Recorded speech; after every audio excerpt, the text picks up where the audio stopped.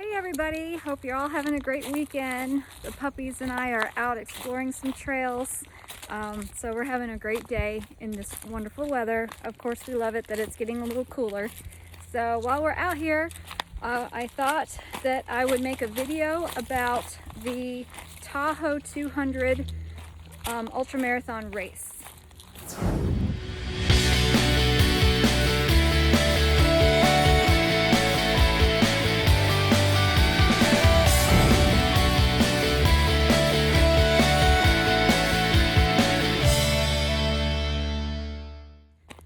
The Tahoe 200 race is the second race in the Triple Crown of 200 series, and this was a really fun race. So I did this race back in 2018.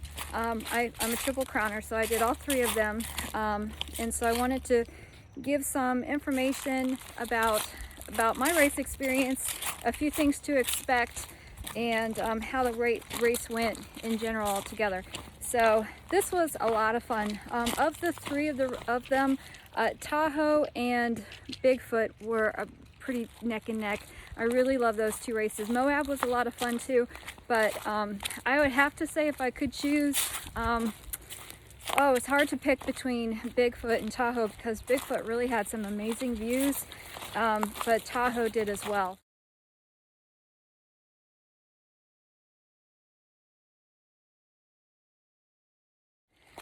Tahoe had its own unique challenges, and that's what I want to talk about in this video mainly, so that people can be prepared as much as they can for this race.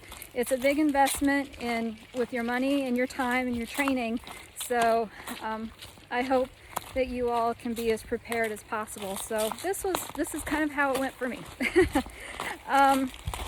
So this race was the second race of the series. I'm from Charlotte, North Carolina, so the biggest issue or concern I had with this race was altitude.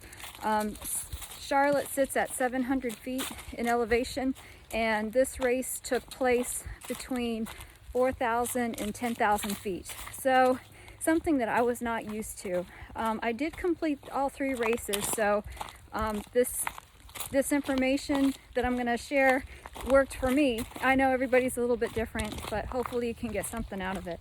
So altitude was my biggest concern, and I'm glad I was careful because I did have to prepare for this.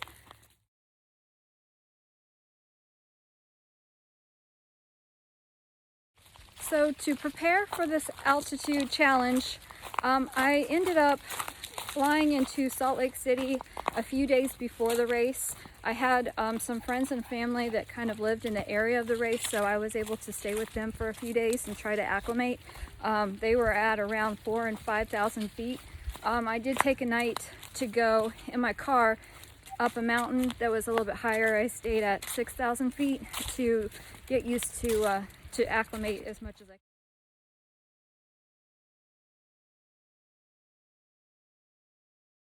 So I went to the race, or I went to that area about 4 days, or not about, but at exactly 4 days before the race took place, and I was pretty good with acclimating in that amount of time.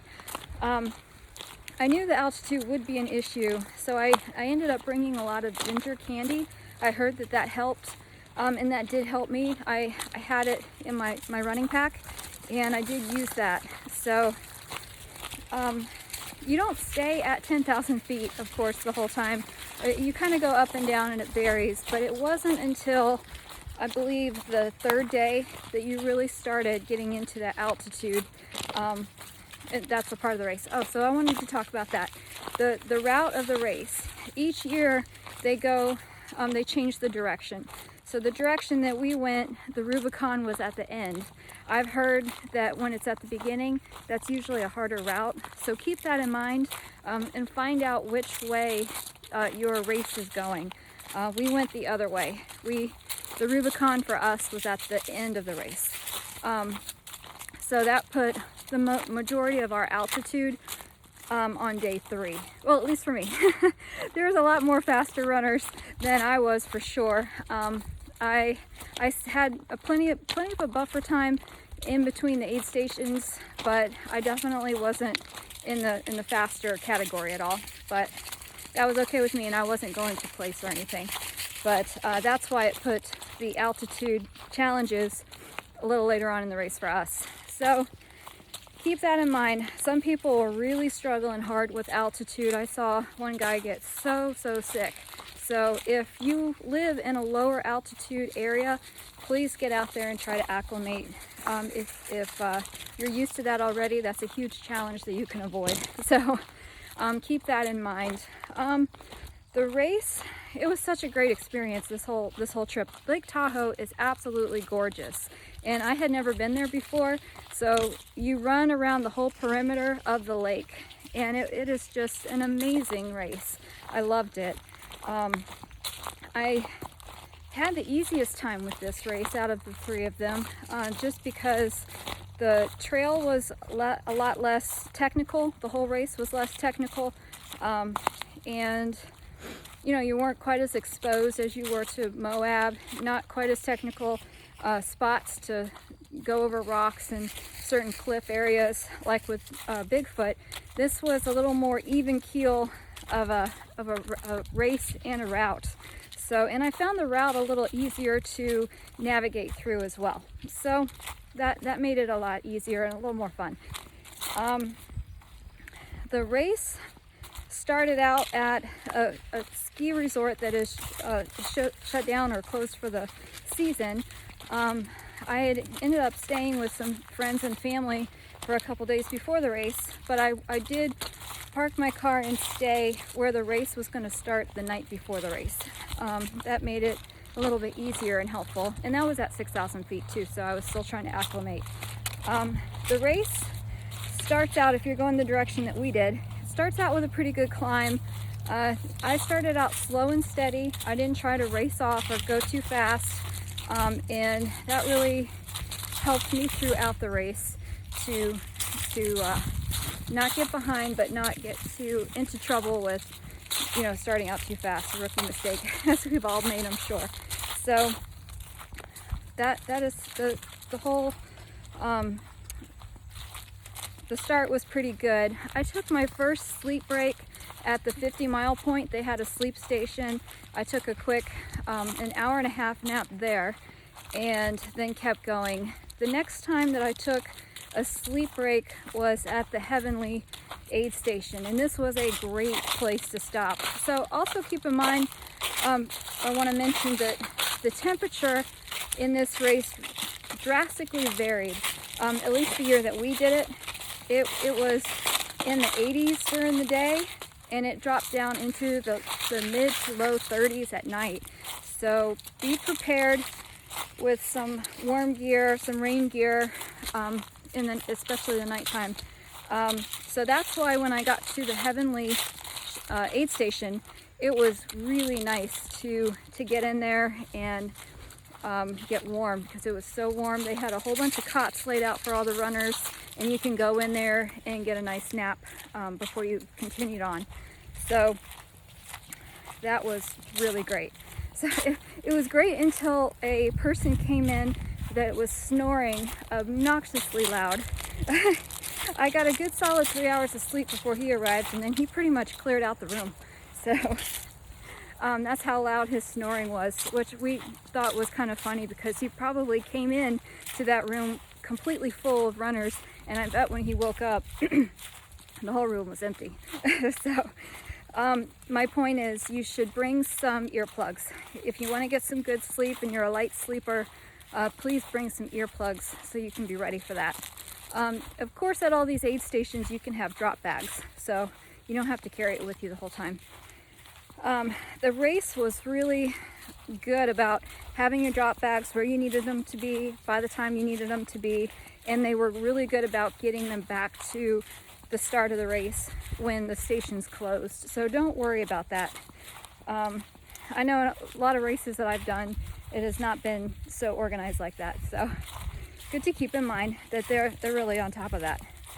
After you leave the Heavenly aid station, you do hit some elevation. So be well rested, have a good snack, and be ready to tackle that part. It was really pretty. I love that area. but it was some tough going right after Heavenly. So the next aid station that you'll get to, that I took a extended sleeping break at, was the Sierra aid station. Sierra is, my doggies are running around and playing like maniacs. Try to get you to see them. Time to play chase. So the Sierra station was also a ski resort that was closed down for the season. This was probably the best aid station of the whole race. So have a drop bag there for sure. And it's all enclosed. So you go inside and you can get some food, and then they have actual rooms where you can go in and sleep, and it's less disturbing because not as many people are going in and out. This was wonderful. I got my best amount of rest there. I slept for a little over 3, almost 4 hours here, and that was all the sleep I really got on this race, was those 2 aid stations and the 1.5 hours before at the beginning at mile 50. Throughout the race, I did, pull over on the side of the trail and take a little cat nap, anywhere from 5, 10, up to 20 minutes if I needed to, only as needed. So that is an option for you to do if you do get too tired. You could just take a rest right off of the trail. Not too far off the trail, but close enough. I saw a lot of runners doing that. I did it, a lot, so it's not uncommon to see somebody just taking a rest break.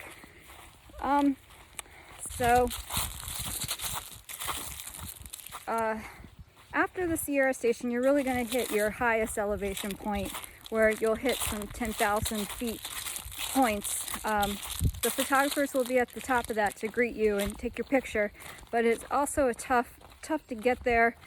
As far as the altitude issues, it just makes you a little more lethargic, and it's just, if you're not used to that altitude and running in that, as I was not ready or not really used to it, it just makes like your effort feel like 1.5 to 2 times the effort that you're normally putting out to get somewhere.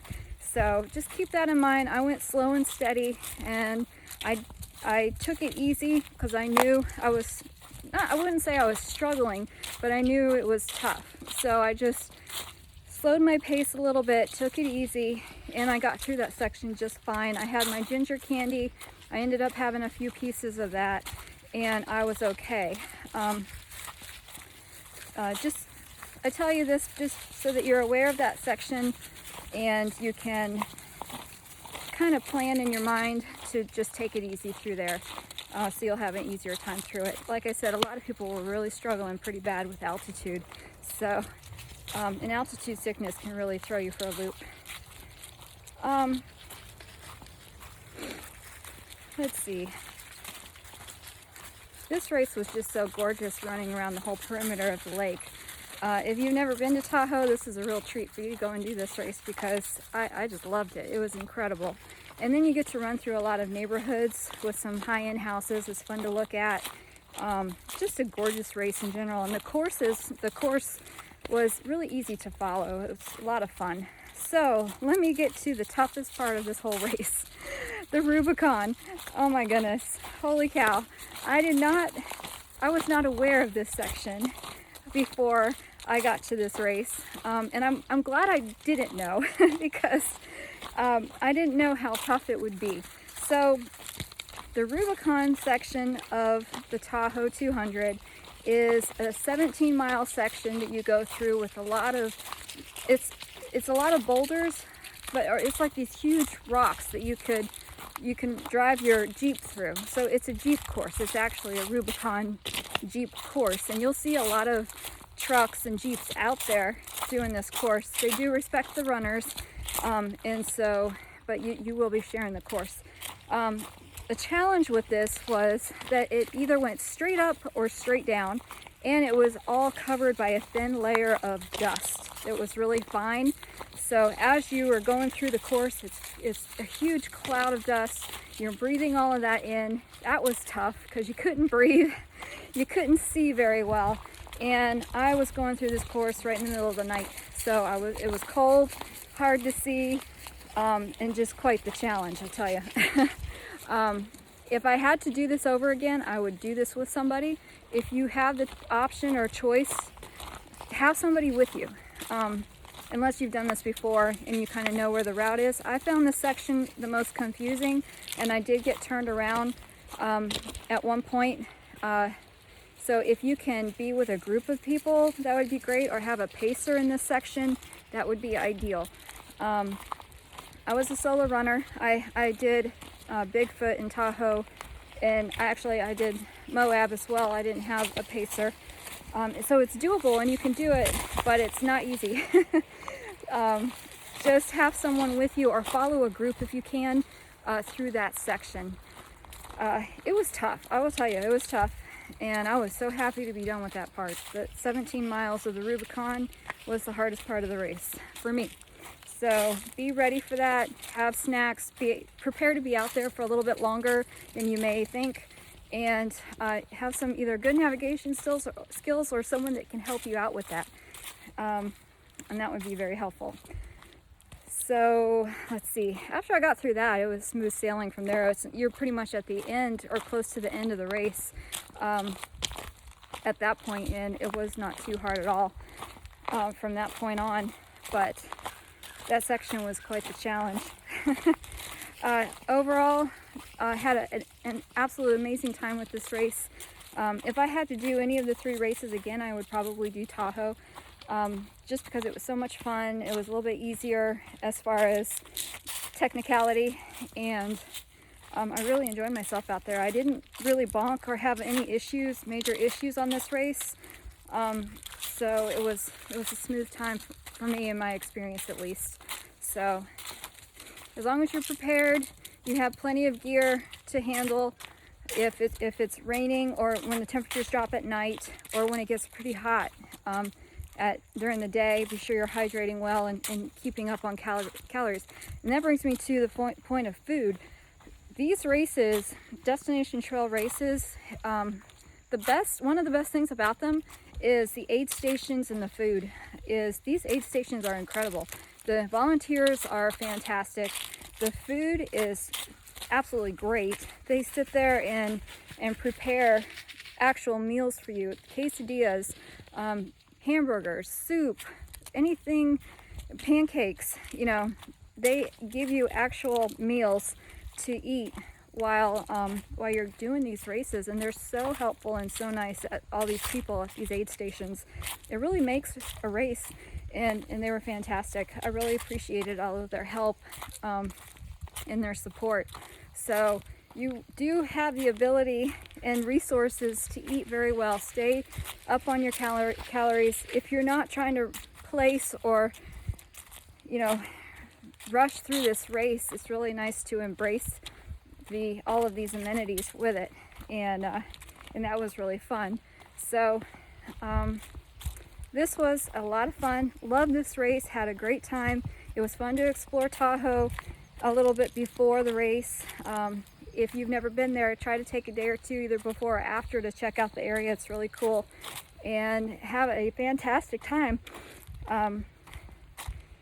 You won't regret signing up for this race. It was definitely worth it, and I loved it. So best of luck to all of you. I hope the training goes well. Don't stress over it too much. Just be prepared and ready, and you can get through it. Go slow and steady.